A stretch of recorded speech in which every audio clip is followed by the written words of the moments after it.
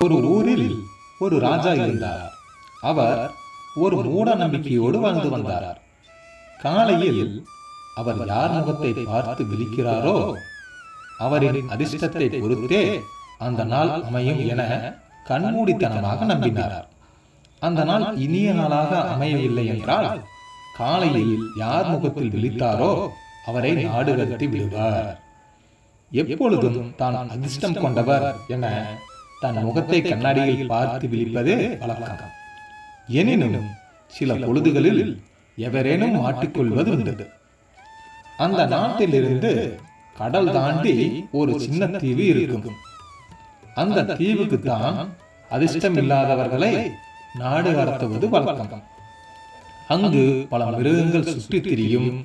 அவை நாடு கடத்தப்பட்ட மனிதர்களை உணவாக தின்றுவிடும்.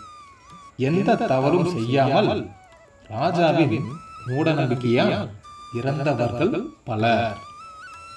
இப்படியே நாட்களோடு அந்த நாட்டிற்கு வேலை தேடி ஒரு இளைஞன் வந்தான். ராஜாவை பார்க்க வேண்டும் என ஆவலோடு அரண்மனை வாயிலில் இரவு முதல் காத்திருந்தான். காலையில் விடிந்தது. காவலர்கள் ரோந்து பணியில் ஈடுபட்டு இருந்தனர். காவலாளிகளே, காவலாளிகளே, என் கண்ணாடி எங்கே என்று ராஜாவின் குரல் கேட்டது. காவலாளிகள் பணியில் ஈடுபட்டிருக்க ராஜாவுக்கு உதவி செய்து நற்பெயருடன் வேலையை வாங்கிவிடுவோம் என்று மனதினுள் யோசித்தான். ஊருக்கு புதிதென்பதால் அவனுக்கு ராஜாவின் மூட நம்பிக்கை பற்றி ஒன்றும் தெரியாது. ராஜா கண்ணாடி எங்கே என்று கண்ணை மூடிக்கொண்டே குரல் கொடுக்க உள்ளே சென்றான் இளைஞன். கண்ணாடியை தேடி, இந்த கண்ணாடியா பாருங்கள் ராஜா என மரியாதையோடு கண்ணாடியை கையில் கொடுக்க முற்பட்டான். குரல் புதுமையாக இருக்க யார் அது என்று கூறியபடி கண்ணை திறந்தார் ராஜா. எதிரில் இளைஞன் இருப்பதை கண்டு கோபத்தோடு, யார் நீ, இங்கு என்ன செய்கிறாய் என கேட்டார். இளைஞன், ராஜா, நான் வேலை தேடி தங்களை காண வந்துள்ளேன். உங்கள் குரல் கேட்டவுடன் உதவிட அறையினுள்ளே வந்தேன் என ஒன்றும் அறியாதவனாய் விழித்தான். நீ என் முன் தோன்றியதால் உன் முகத்தை கண்டு கண் விழித்து விட்டேன். இன்றைய நாள் சிறப்பாக அமையாவிடில் உனக்கு தண்டனை நிச்சயம் என கோபத்தோடு வெளியே சென்றார். ராஜாவின் மூட நம்பிக்கை பற்றியும் தண்டனையாக தீவிற்கு நாடு கடத்தப்படுவதை பற்றியும் காவலாளிகள் மூலம் கேட்டறிந்தான். சிக்கிக் கொண்ட இளைஞன் இன்றைய நாள் ராஜாவிற்கு சிறப்பாக அமைய வேண்டும் என கடவுளை வேண்டிக் கொண்டான். ஆனால் அவனது நேரம் சரியாக இல்லை. வெளியே போன ராஜாவிற்கு கல் இடித்து காலில் ரத்தம் வந்துவிட்டது. முடிந்தது அவன் கதை என்று அனைவரும் அச்சுறுத்த செய்வது அறியாது திகைத்து நின்றான். பயந்தது போலவே அனைத்தும் நடக்க தொடங்கியது. அவனை குற்றவாளி என அறிவித்து நாடு கடத்த ஏற்பாடுகள் தயார் ஆகியது.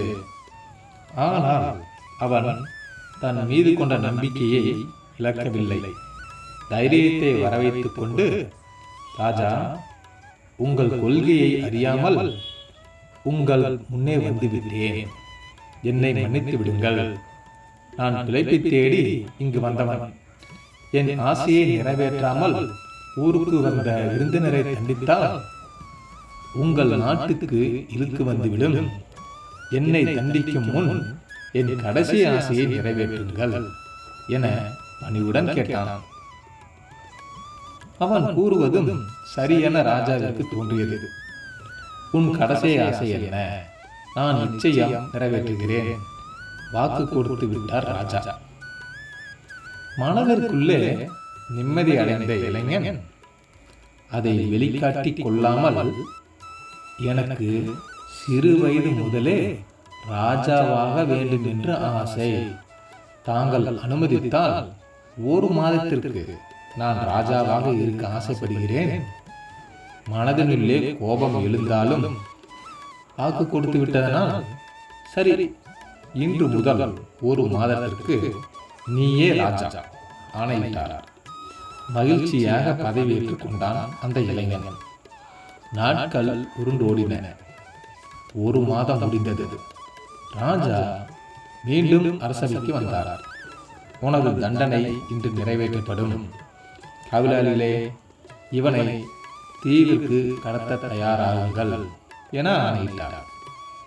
அந்த இளைஞன் அழுது கதறாமல் சிரித்துக் கொண்டே புறப்பட்டான். ராஜாவுக்கு ஒரே குழப்பம். அவனை தீவிற்கு கடத்திய பின் ராஜாவிற்கு விஷயம் தெரிய வந்தது. அந்த இளைஞன் ராஜாவாக இருந்த வேளையில் அந்த தீவில் பாதுகாப்பான ஒரு அரண்மனை கட்டி கொண்டதும், உணவிற்கு குறைபாடு வராத அளவிற்கு பயிர்களை அங்கு விளைவித்துள்ளதையும், வேலைக்கு அங்க பலரை பணியில் அமர்த்தி இருப்பதும் தெரிய வந்தது. அந்த இளைஞன் தனக்கு வந்த ஆபத்தை மதியால் வென்றிருக்கிறான். அதே போல் நானும் விதியை மதியால் வெல்ல வேண்டும். இன்னும் நிறைய கதைகளை பார்க்கலாம் நண்பர்களே.